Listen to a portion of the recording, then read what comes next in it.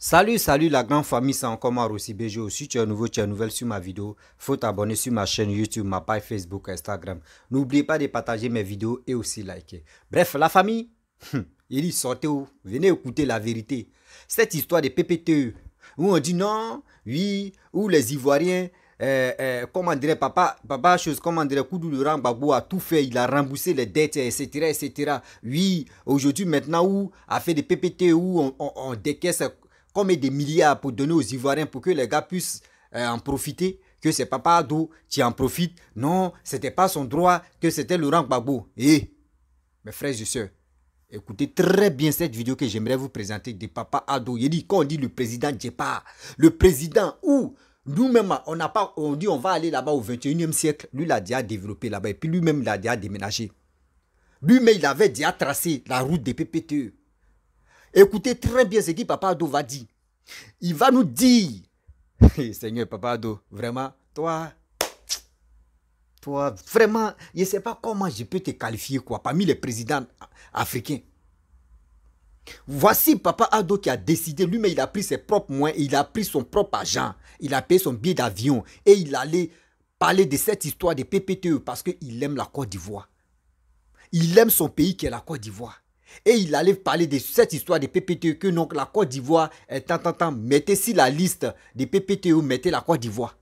Et ils ont mis la Côte d'Ivoire. C'est pas Ado tu l'as fait, c'est pas pour dire non que oui, c'est chose comment dirait Koudou Laurent Gbagbo tu as mis la Côte d'Ivoire dans la PPTE. C'est pas Bédié qui a mis la Côte d'Ivoire dans la PPTE. C'est pas aussi le père fondateur Félix Houphouët-Boigny qui a amené la Côte d'Ivoire dans la PPTE. C'est Papa Ado. Parce qu'il savait que PPTE là va nous enrichir, PPTE là va nous aider, PPTE là, ça va reconstruire la Côte d'Ivoire. Mais nous, on est là, on est matin, midi, soir, on allume nos caméras pour rencontrer des bêtises, insulter jambes des gens, insulter, vilipender telle personne. Mais vous-même là, vous êtes là, quand on dit la politique, c'est pas un jeu d'amusement.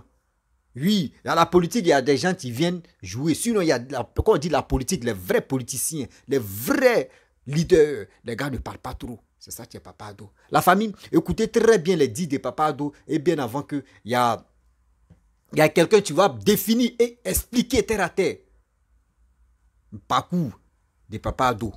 Et aussi pourquoi ils ont interpellé Papa Ado pour venir en Côte d'Ivoire pour gérer le pays. Vous-même, vous allez écouter. Ce King qui est là. Ce King qui est là. The King qui est là. Comment, mais, s'il vous plaît. Respectez ce Prado. Respectez-le parce que ce qu'il est en train de faire pour nous, ce n'est pas du jeu. Il avait déjà préparé ça. Le PPTE aujourd'hui, où nous les Ivoiriens, on est en train d'en profiter là. Papa Ado avait déjà planifié ça. Papa Ado savait déjà que quelqu'un qui a vision de combien de kilomètres, combien d'années d'avance sur nous. La famille, voici la vidéo. Bibi, il fait du bon travail. Je suis allé même à Washington pour le soutenir pour le programme PPTE. J'ai payé le billet de ma poche, j'ai payé l'hôtel de ma poche, parce qu'il fallait absolument qu'on ait ce PPTE avant le 31 mars l'année dernière. Nous sommes allés voir, et ça je le dis et je le répète et je le dirai toujours, nous sommes allés voir un des fils de notre pays. Il a occupé la fonction de directeur général adjoint du Fonds monétaire. Après lui et avant lui, aucun Africain n'a occupé ces fonctions. Il n'y a que le poste de directeur Afrique qui est occupé par les Africains. Dieu Canet a occupé ces fonctions. Il nous a beaucoup aidé dans la reprise des discussions. Ensuite, c'est Antoinette Saillé qui a été ministre des Finances du Libéria qui occupe ces fonctions. Le président lui-même a occupé ses fonctions avant d'occuper celle du directeur général adjoint.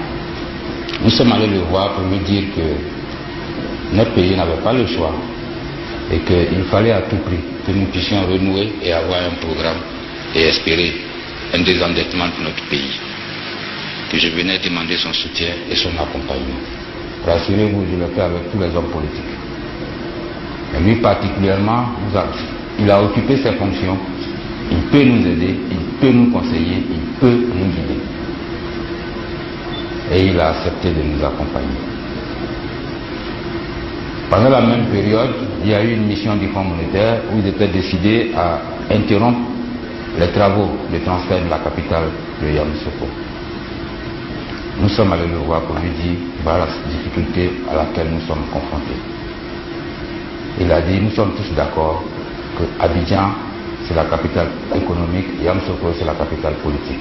Mais dans la situation actuelle du pays, il faut ramener les dépenses à une juste proportion. Voilà pourquoi les travaux du transfert de la capitale n'ont pas été interrompus. En 2008, novembre 2008, une mission du fonds est venue pour apprécier le programme et malheureusement, la mission a découvert des dépenses hors budget parce que des conventions avaient été signées au préalable et ces conventions, c'était une histoire de pétrole et travaux et ça n'avait pas été budgétisé. Mais ça a été fait avant 2007, avant même que nous soyons ministres, ça a été fait en 2002. Le programme était en dérapage.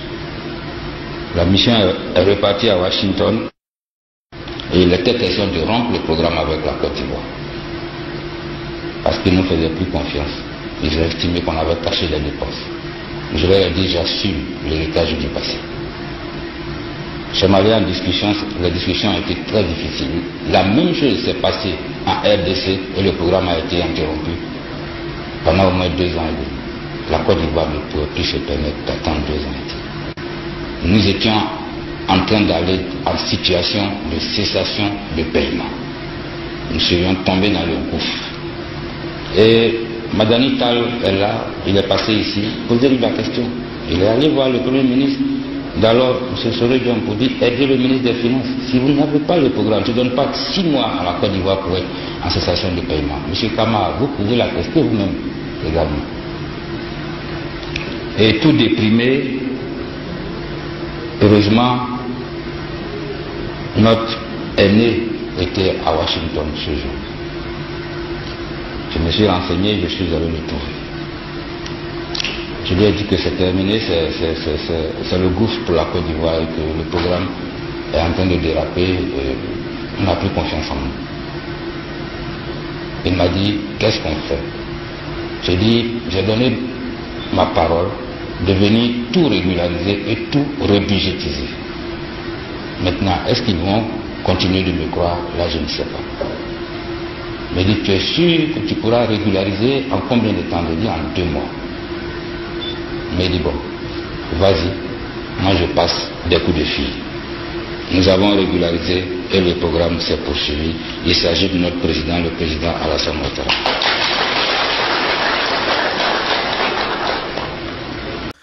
Bref, la famille, vous-même vous avez écouté. Vous avez attendu, écouté ce qu'ils ont dit. Surtout ce que Papa Ado a dit d'abord, bien avant qu'on fait biographie sur lui. Vous avez attendu. C'est ça, Papa Ado avait déjà vu. Eh Seigneur, Papa, dis-moi la vérité. Hein. Quand il parle, il dit ton nom comme ça, Papa, j'ai chair des poules parce que je ne sais pas comment. Moi, je te vois là. Moi, je te qualifie là. Si les Ivoiriens te voyaient comme cela là, sérieusement, 2025 là, même le jour tu dis, tu vas être candidat là, nous tous on va courir derrière toi comme ça. Voici quelqu'un qui avait déjà prévu ça pour dire la Côte d'Ivoire doit être dans PPTE pour que la Côte d'Ivoire puisse être construite. Il avait déjà prévu ça. Il avait déjà prévu tout ça là.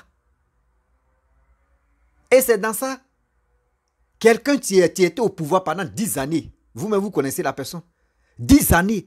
On lui donne plus de 50 milliards. Il faut enlever ordure seulement, simple ordure à Abidjan. Il n'a pas pu enlever. Mais regardez ce que Papa Ado est en train de faire.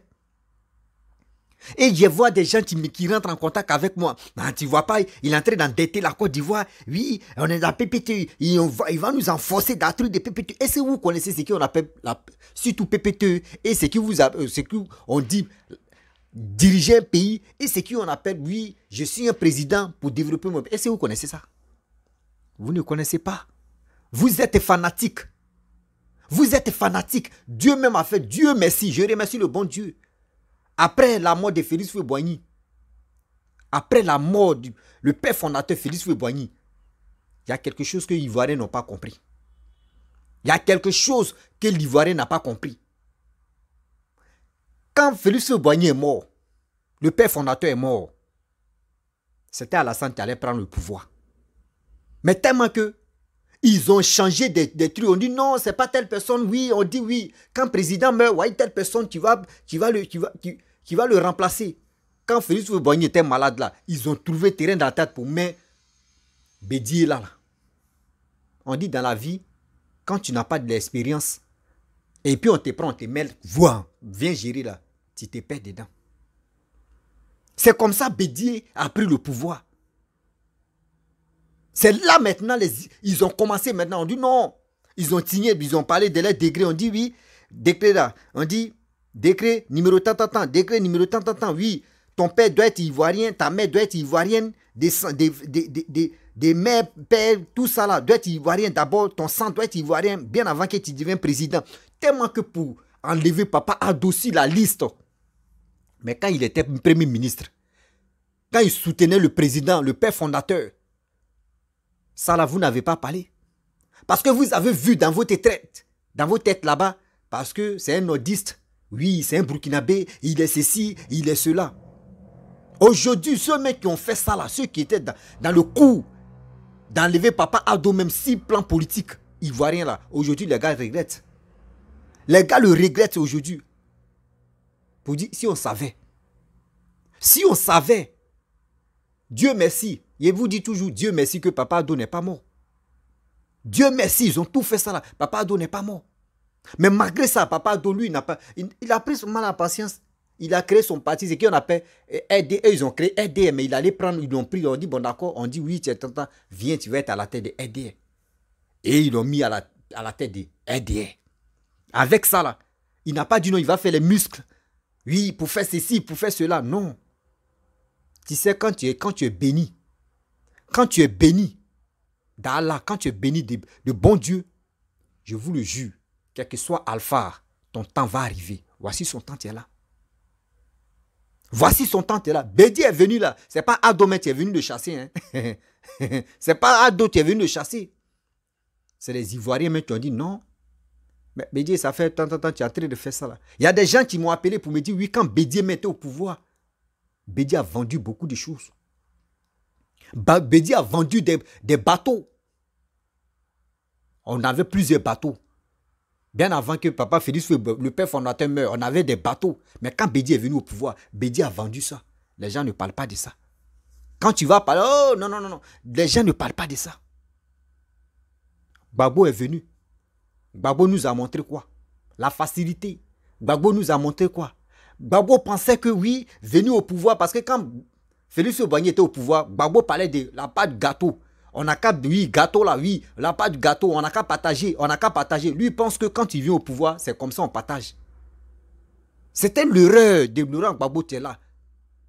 Lui, il pensait que quand il est au pouvoir, il faut distribuer de l'argent, ils vont t'aimer, oui, il faut aller dans les... C'est comme un boucantier. Des faits, ils prennent cet argent, ils ne souffrent pas trop. Il vient puis il distribue, là, il va être aimé. C'est ça, Laurent Gbagbo. Lui, il pensait que la politique, c'est comme ça. La politique, quand tu gagnes de l'argent, travaille pour ton pays. Là, quand tu n'es plus au pouvoir, ton nom reste là. Aujourd'hui, demande à un Ivoirien.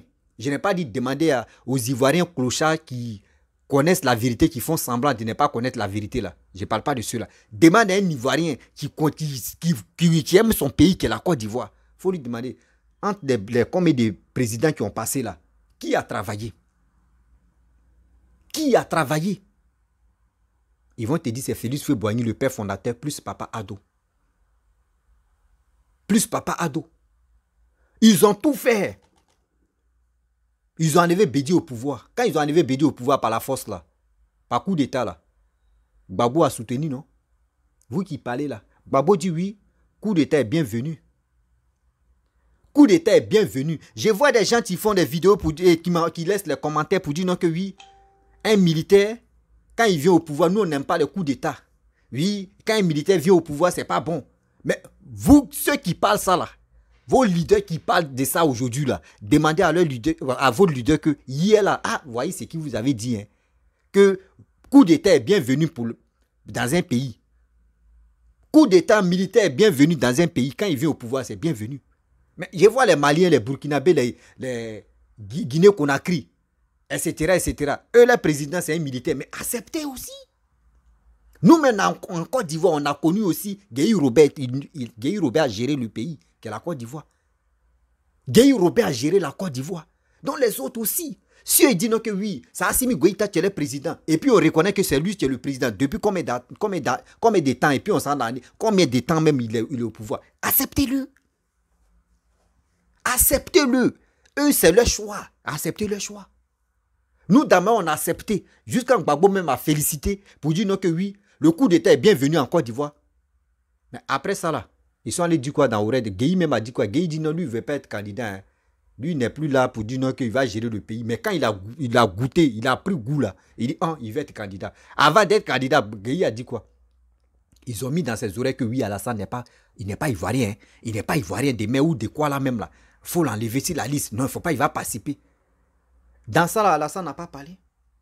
Alassane même savait, surtout le père fondateur, surtout Papa Ado savait que non, tôt ou tard, c'est qu'il allait signer là-bas, là, les papiers qu'il allait signer. Pour dire oui, la Côte d'Ivoire doit être en PPTE pour qu'on puisse donner de l'argent à la Côte d'Ivoire. Et le président même qui va être là, et il va bien travailler. C'est Papa Ado qui allait faire. Si vraiment Gbagbo travaillait bien, il allait dire bon d'accord, bon, faites signe, moi il vous fait signe, envoyez de l'argent à Gbagbo, il va travailler. C'est lui qui allait signer. Donc c'est son accord, on attendait pour donner de l'argent. Ce n'est pas Gbagbo qui a signé, ce n'est pas Bédi qui a signé, ce n'est pas même Félix Faure-Boigny qui a signé. Vous-même vous connaissez. Ce n'est pas ceux-là qui ont signé. Celui qui a signé, c'est son accord, les gars attendaient. Mais Papa Ado était tranquille. Bédi est venu. Il a vendu des bateaux. Il a vendu ce qu'il pouvait vendre. Lui, pour lui, est déjà parti. Gbagbo est venu. Déchets toxiques, la guerre. Tout même, il a fait ce qu'il pouvait faire aussi. Mais Papa Ado dit, mais mon pays est en train de tomber en chaos comme ça. Mon pays que j'aime autant. En train de mourir petit à petit. Voici ça aujourd'hui. Vraiment, moi, je vais être candidat. Ils ont écarté même Papa Ado. Guéhi pensait que... Eh Seigneur, Guéhi pensait que, Robert Guéhi pensait que, tonton Guéhi pensait que, mon oncle Guéhi pensait que, ceux qui étaient autour de lui là, qui lui parlaient à l'oreille pour dire, Papa Ado n'est pas bon, Papa Ado n'est pas bon là. Mais eux ne savaient pas que le FPI d'avant, ils sont allés faire alliance avec le RDR. Ils sont allés faire alliance avec le RDR pour enlever ce monsieur-là au pouvoir, pour enlever l'autre là au pouvoir, pour gagner. Parce que Guéhi dit lui, il était candidat. C'est pour cela qu'on vous dit non que vous ne connaissez pas pour dire, vous êtes là en train de parler, vous faites des recherches, vous allez mieux comprendre. C'est grâce à Papa Ado que Gbagbo est venu au pouvoir. Demandez aux crieurs, les aboyeurs d'ici, les réseaux sociaux qui parlent, demandez-les. C'est grâce à qui Gbagbo est devenu président. Grâce à quelle alliance? Ils vont te dire c'est l'alliance des RDR. Qui était à la tête de ça? C'était Papa Ado. Arrêtez ça quand même. Quand Bédi était au pouvoir, Bédi a dit non que oui, il faut pas, Papa Ado va venir en Côte d'Ivoire. Parce que s'il vient en Côte d'Ivoire, il va le mettre en prison. Ou il va lui faire du mal. Vous comprenez? Il va lui faire du mal. Et c'est dans ça. Gbagbo a compris. Gbagbo dit, ah bon, si c'est comme ça, je vais rentrer en contact avec le leader des RDR qui est en exil et que je vais faire coalition avec lui. Voilà, notre alliance. C'est dans ça, au moins, s'il gagne, je vais dire Naka venir en Côte d'Ivoire. Mais quelqu'un qui aime son pays, quelqu'un qui veut voir ses parents, moi, si c'est moi, je vais accepter. C'est pour cela que Papa doit accepter. Papa Ado croyait que oui, Gbagbo pouvait vraiment développer la Côte d'Ivoire. Gbagbo pouvait vraiment sauver la Côte d'Ivoire. Et il s'est mis ensemble avec lui. Déjà, c'est... S'il savait. S'il savait. Gbagbo a fait alliance avec Papa Ado. Avec le RDR. Gbagbo a gagné. Gbagbo a dit viens. Il est venu, il a vu, il dit bon ok. Bon, tu as vu non? Ok, donc. Bon, faut rester tranquille là. Restez tranquille là, Papa Ado est comme ça, et puis le regarder. Il dit, bon, d'accord, moi, je suis allé signer des trucs de PPTE. S'il travaille bien, si c'est mon frère. Parce que, toujours remarqué très bien, Papa Ado n'a jamais dit tata, il dit, Laurent, c'est mon frère. Laurent, c'est mon frère. Koudou Laurent Gbagbo, c'est mon frère. Laurent, c'est mon frère. Laurent, c'est mon frère. Il n'a jamais sous-estimé. Il n'a jamais dit, Laurent, tu es un Malien, ou tu es un Burkinabé, ou tu es un Sénégalais, ou tu es un Tantantan, ou tu es un Tchadien. Jamais de la vie. Parce qu'il considère Gbagbo Laurent comme son frère. Et il le considère aujourd'hui, demain, après-demain, avant-hier, hier, dans le futur, même il le considère comme son frère. Mais il y a des gens, quand ils veulent vraiment avoir du succès, ils sont obligés de mentionner le nom de Papa Ado pour avoir succès. Remarquez très bien les vidéomans. Beaucoup. Ils sont obligés de mentionner son nom, de l'insulter, de le vilipender, de dire ceci, de dire cela. Il était comme ça. Il dit, bon, d'accord, moi, je suis allé signer à faire des PPT. Bon, je vais voir si mon frère Laurent travaille. Et je vais lui dire, bon, voici le bon patché, tu vas travailler. C'est là on a tous vu maintenant que non, c'est pas bon. Donc, vous qui parlez matin, midi, soir, non, il n'est pas bon, il est fifi, il n'est pas bon. Mais PPTE, là, c'est lui qui a signé. C'est lui qui allait signer les papiers de ça. Pour que la Côte d'Ivoire puisse être dans PPTE. Il priait le bon Dieu, il priait Allah. Et Seigneur, c'est quand je vais venir au pouvoir en Côte d'Ivoire pour que je puisse vraiment enlever la Côte d'Ivoire dans la honte. Et Seigneur, Dieu a dit, calme-toi mon fils, ton temps viendra. Les Ivoiriens vont comprendre. Les Ivoiriens vont comprendre. Bédi est venu, non, 0. Gueye est venu, non, il a fait ses 6 mois ou combien de mois ou 9 mois là, 0. Jusqu'à lui-même, ils l'ont tué. Gbagbo est venu, 10 ans, 0. Voici ta gloire. Des Ivoiriens, les gens qui ont passé bien avant que toi tu viens au pouvoir. S'ils n'ont pas compris encore, c'est que la majorité qui n'ont pas compris, c'est qu'ils sont les plus bêtes. Et puis remarquez très bien. Des gens qui n'ont pas encore compris de la politique, les gens qui n'ont pas encore compris pour dire non que la valeur de la Côte d'Ivoire. Remarquez, leur attitude sur les réseaux sociaux, c'est pour s'injurer, c'est pour s'insulter, c'est pour se maudire, les malédictions pas possible. C'est eux qui sont dedans. Tu les vois même les peaux gratter. Elles sont obligées de se maquiller. Surtout garçons aussi, ils sont obligés de se pomader pour venir se parler. Moi, je ne me maquille pas, je ne me pomade pas. Moi, mais je n'aime pas me pomader même. C'est mon teint qui est là. Si moi me décide, je vais me pomader même. C'est que là, c'est gâté. Et il devient bamné. Donc, soyons sûrs et soyons honnêtes. C'est que ce monsieur, ce que papa doit en train de faire pour les Ivoiriens. Regardez le métro, regardez le développement, regardez la route. On dit on ne mange pas la route. Regardez. Aujourd'hui là, je vous parle aujourd'hui où je vous parle là. Où je vous parle aujourd'hui, présentement là. À Yopougon, on dit le 31 de ce mois là. Hey, Seigneur. Quand le 31 mars là. Tout est rempli là-bas, Yopougon, que Gbagbo va faire sortir 3 millions de personnes. Parce que quoi? Pourquoi les gars disent que Gbagbo va faire sortir 3 millions de personnes? Blé Goudé seul a fait sortir plus de 2 millions de personnes. D'ailleurs, il veut que Gbagbo n'a qu'à faire 3 millions. Mais maintenant, vous ne mangez pas goudron. Vous détestez goudron. Mais goudron que papa doit faire à Yopougon là, ne marchez plus sur ça. Sautez maintenant, sautez ou soit planez-vous comme ça en l'air. Bande de salauds comme ça. Quelqu'un veut vous enlever dans la honte et c'est vous êtes là, vous avez la grande gueule, on ne mange pas goudron. L'Ivoirien a fait, l'Ivoirien c'est dit, l'Ivoirien est comme ça. Pourquoi vous êtes ignorant même? Votre histoire de PPT, voici la raison. Et voici le pourquoi. Nous, la Côte d'Ivoire, on est venu dans PPT. Dites, imaginez-vous, quelqu'un n'a qu'à dire, voyez, visa aux États-Unis, qui veut aller là-bas, vous allez voir, Côte d'Ivoire là, va être vide. N'importe quel genre de pays en Afrique va être vide. Parce que quoi? Tout le monde rêve d'aller aux États-Unis. Mais aux États-Unis, c'est le pays le plus endetté au monde. Mais ils demandent toujours de l'argent. Et puis les gars développent, les gars font les choses. Vous n'avez pas compris. On a eu quelqu'un qui est en train de nous aider. On a eu un bon président qui est en train de nous enlever dans la honte. On a eu un bon président qui est en train de tout faire pour nous les Ivoiriens. Pour qu'au moins demain on puisse être fiers de nous. Mais vous êtes là, vous le combattez dans la haine, dans la confusion. Vous-même arrivez au mal là. Tellement que vous êtes remplis de haine. Entre vous-même là, c'est gâté. Il y a confusion là-bas. Oh, lui là, toi tu as fait ceci. Oh non, hier, toi tu as fait ceci. Entre vous-même, c'est mélangé. Parce que c'est le karma qui est en train de vous prendre. C'est le karma qui est en train de vous prendre. Aujourd'hui, demandez.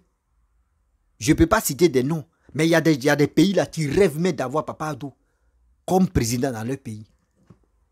Mais nous, on dit la Côte d'Ivoire est bénie. On a eu quelqu'un, on a eu un bon président qui est en train de nous enlever dans la honte. Et on est là, Non, non, on n'aime pas, non, on n'aime pas. Mais faut être vraiment un idiot. Faut être vraiment stupide. Oui, faut être vraiment stupide.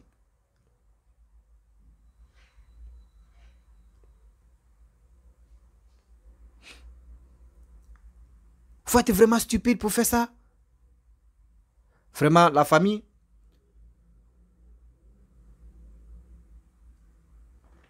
Si tu es nouveau, tu es nouvelle sur ma vidéo, faut t'abonner sur ma chaîne YouTube, ma page Facebook. J'aime plus faire les longues vidéos parce que je pense à mes frères.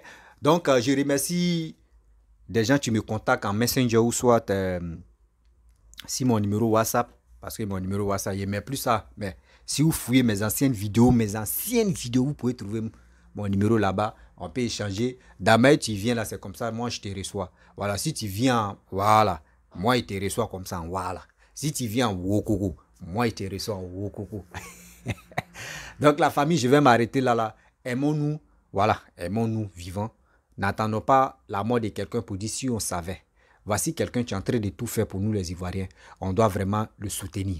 Et de deux aussi, j'ai dit aux Ivoiriens, vous qui aimez la Côte d'Ivoire, vous qui aimez votre pays qui est la Côte d'Ivoire, vous qui êtes fiers de votre pays, s'il vous plaît de grâce, partez-vous enrôler. Parce que 2025, l'heure est grave. Oui. Quand il dit l'heure est grave, pas dans la violence, mais pour que nous-mêmes, on puisse prendre nos destins en main. Partez-vous enrôler pour être prêts pour les élections de 2025. Pour faire vos choix. Oui, vos choix. Qui peut développer votre pays et qui pourra continuer à toujours développer votre pays. C'est tout. Parce que nous, on veut le développement. On dit on ne mange pas le goudron, on ne mange pas le développement, mais nous, on veut la paix seulement. Ne mangez pas, jetez. Nous, on va prendre l'assiette pour la paix dedans. C'est ça, nous, on veut. La famille, si tu es nouveau, tu es nouvelle sur ma vidéo, il faut t'abonner sur ma chaîne YouTube. Oui, ma page Facebook. Abonnez-vous sur ma chaîne YouTube. Quand je fais les vidéos, je mets toujours le lien d'une vidéo de ma chaîne YouTube. Vous pouvez aller cliquer là-bas et aussi regarder ma vidéo sur YouTube et abonnez-vous là-bas. N'oubliez pas aussi d'aller vous abonner sur mon Instagram et on va avancer. La famille, je vous dis à très bientôt. Ciao. Bisous.